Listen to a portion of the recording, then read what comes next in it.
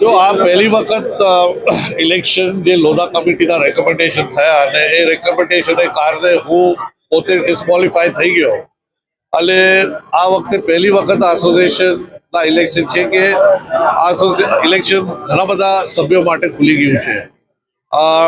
જૂના સભ્યો ઊભા નથી રહી શકવાના, જેમ રીતે પ્રણવભાઈ અમીન પણ નથી ઊભા રહી શકવાના. એટલે ખાસ કરીને આગળ અમારું જે વાતો ચાલી એ કોને મૂકવાનું, કોણ જે વ્યક્તિ કેપેબલ છે, એક્સપિરિયન્સ છે, જેમને માહિતી છે, એના ઉપરથી ડિફરન્સીસ કે ઓપિનિયન એક નહીં થઈ શક્યો. પ્લસ જે અમને રેપ્રેઝન્ટેશન જોતું હતું એમાં એ લોકો નહીં માન્યા. અને ઇલેક્શન છે, આમ ખાસ કરીને એક ઓપન ઇલેક્શન છે અને ઇલેક્શન જે છે એ જેટલા સભ્યો છે એસોસિએશનમાં એના અંદર જ જે ઇલેક્શન થવાનું છે. એટલે ખાસ કરીને અમારે ક્રિકેટ જે એક ઉતરી ગયું છે એના ઉપર એક જોર રહેશે.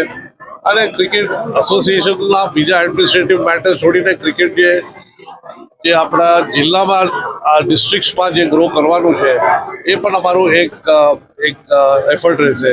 એના સિવાય એક બહુ મેં પોતે જ આ એક ઘણા સમયથી એક એક ડિમાન્ડ છે કે ઘણા બધા રણજી ટ્રોફી ક્રિકેટર જે હવે રિટાયર થઈ ગયા છે એમને હજુ સુધી મેમ્બર નથી બનાવ્યા.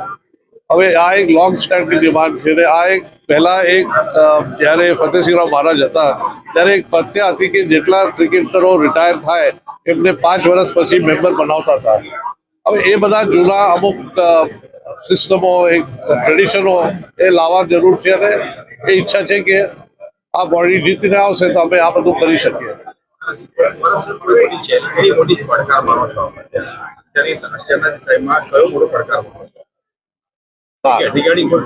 ક્રિકેટ ઈચ્છા છે કે ટીમો અમારી સારી કરે.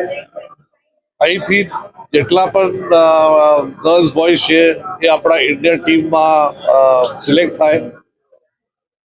એ બંને આપ પેરામીટર્સ કે એ બધું ડેટા આપજો તો એનાથી ખ્યાલ આવશે કે ક્રિકેટ અત્યારે આપણે બહુ ઉપર નથી જઈ શક્યા, પરફોર્મન્સીસ ડીપ થયા છે.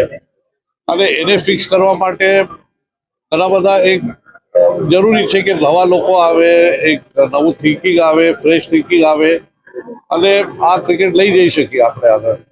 કોચની પસંદગી સૌથી મોટી પડકારજનક હોય છે. આપની બોર્ડ બેઠકો કેવા પ્રકારના કોચની? હું કોચ એક માત્ર કોચની વાત નથી કરતો. આ મેનેજમેન્ટ ઉપરથી નીચે સુધી રિસ્પોન્સિબલ છે. જે પ્રમુખ છે કે જે સેક્રેટરીઓ છે કે જે ક્રિકેટ જે ડિસિઝનો લે છે એ બધા રિસ્પોન્સિબલ, સિલેક્ટરો રિસ્પોન્સિબલ. હવે આપ સિલેક્ટર બોડી જો કોણ સિલેક્ટર છે એમના એક્સપિરિયન્સ તમે આપ જોઈ લો. અત્યારે સિનિયર સિલેક્શન છે એના ચેરમેન કોણ છે, જુનિયર સિલેક્શન છે એમના ચેરમેન કોણ છે. આ સારા ક્રિકેટર અહીંયા કોર્નર વિલિયમ્સ કે જેકબ માર્ટિન અહીંયા છે આજે ઉપર. હવે એમનો ઉપયોગ નથી લેવા દેતો બિકોઝ આ બધા સ્મોલ ટાઈમ પોલિટિક્સ છે, પણ આ લોકો બધા રમ્યા છે અને આ અનુભવી છે. એટલે આ બ્રોડ બેઝ કરીને આ લોકોની ઉપયોગ કરવા જોઈએ.